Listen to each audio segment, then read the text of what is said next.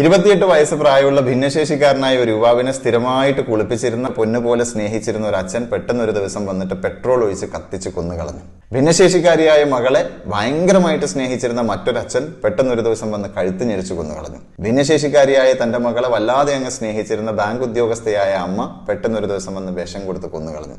കഴിഞ്ഞ ഒരു വർഷത്തിനിടയിൽ ഇതുപോലുള്ള 6 സംഭവങ്ങളാണ് കേരളത്തിൽ റിപ്പോർട്ട് ചെയ്യപ്പെട്ടിരിക്കുന്നത്. ഈ ഓരോ കേസിലും തന്നെ നമുക്ക് ഈ പാരന്റ്സിനെ കുറ്റം പറയാൻ പറ്റില്ല. കാരണം ഈ മക്കളെ നോക്കാനുള്ള ബുദ്ധിമുട്ട് കൊണ്ടൊന്നും അല്ല ഈ പാരന്റ്സ് ഇത് ചെയ്തിരിക്കുന്നത്. കാരണം അങ്ങനെയാണെങ്കിൽ അവർക്കത് പണ്ടേ ചെയ്യാൻ പറ്റുമായിരുന്നു. കഴിഞ്ഞ ഒരുപാട് നാളുകളായിട്ട് പൊന്നുപോലെ നോക്കിയിരുന്ന തങ്ങളുടെ മക്കളെ തങ്ങളുടെ കാലശേഷം ആര് നോക്കും, അവർ ഒറ്റപ്പെട്ടു പോകും, അവരെന്തായി തീരും എന്ന് ടെൻഷൻ അടിച്ച ആ ഒരു ഉത്കണ്ഠയുടെ പുറത്തായിരിക്കും ഈ പാരന്റ്സ് എല്ലാം തന്നെ ഇത് ചെയ്തു പോയിട്ടുണ്ടാവുക. അപ്പൊ ഇതിനൊരു പരിഹാരമായിട്ട് വടകര കേന്ദ്രമായിട്ട് പ്രവർത്തിക്കുന്ന കേരളത്തിലുടനീളം സെന്ററുകളുള്ള തണൽ ചാരിറ്റബിൾ ട്രസ്റ്റ് മുന്നോട്ട് വന്നിട്ടുണ്ട്.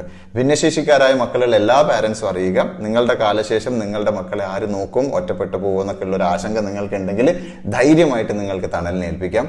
തണലിന്റെ തണലിൽ അവർ സുരക്ഷിതരായിരിക്കും. ഇനി നിങ്ങൾ ജീവിച്ചിരിക്കുന്ന കാലത്ത് തന്നെ സാമ്പത്തികമായിട്ടോ മറ്റെന്തെങ്കിലും പ്രാക്ടിക്കൽ ബുദ്ധിമുട്ടുകൾ കൊണ്ടോ നിങ്ങൾക്ക് അവരെ നോക്കാൻ പറ്റാത്ത ഒരു സ്ഥിതി ഉണ്ടെങ്കിൽ അപ്പോഴും നിങ്ങൾക്ക് തണലിനെ കോൺടാക്ട് ചെയ്യാം. നിങ്ങളുടെ ഐഡന്റിറ്റിയോ കുട്ടികളുടെ ഐഡന്റിറ്റിയോ ഒരിക്കലും തന്നെ പുറത്തു പോകില്ല. അതുകൊണ്ട് ധൈര്യമായിട്ട് നിങ്ങൾക്ക് തണലിനെ കോൺടാക്ട് ചെയ്യാം. കോൺടാക്ട് ചെയ്യാനുള്ള നമ്പറും ഡീറ്റെയിൽസ് ഒക്കെ ഞാൻ വീഡിയോയിൽ അറ്റാച്ച് ചെയ്യുന്നുണ്ട്. കേരളത്തിൽ 9 ലക്ഷം ഭിന്നശേഷിക്കാരായ ആൾക്കാരാണുള്ളത്. അവരുടെ എല്ലാവരുടെയും പാരന്റ്സിലേക്ക് ഈ വീഡിയോ ഒന്ന് എത്തട്ടെ. അതിനു വേണ്ടിയിട്ട് നിങ്ങൾ മാക്സിമം ഈ വീഡിയോ ഒന്ന് ഷെയർ ചെയ്യണം. Thank you.